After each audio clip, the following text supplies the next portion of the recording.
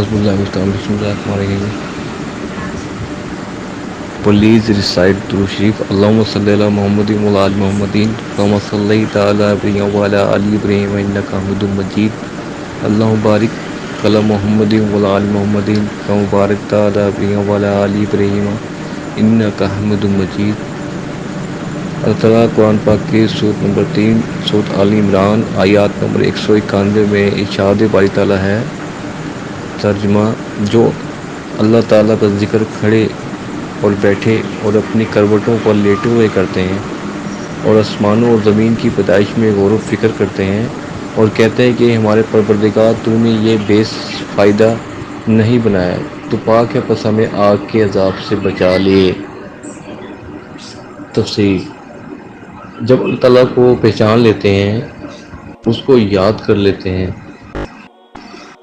اس کی عبادت کرتے ہیں، اٹھتے بیٹھتے اور زمین آسمان کی تخلیق پر غور کرتے ہیں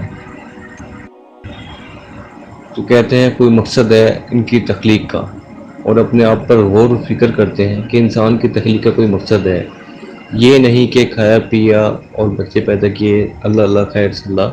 کوئی خلا ہے سزا اور جزا کا بدلہ ہونا چاہیے جو یہاں تو نہیں ملتا، کیونکہ بعض نیکوں لوگوں کو فاقے گزارنے پڑتے ہیں دنیا میں تو کوئی اور اس کا صلہ ملتا ہے اور وہ آخرت ہے. پھر وہ سمجھ جاتے ہیں کہ وہ آخرت ہے اور پھر وہ اللہ تعالیٰ سے رجوع کرتے ہیں، دعا کرتے ہیں، اس کی عبادت کرتے ہیں اور اس کے حکم مانتے ہیں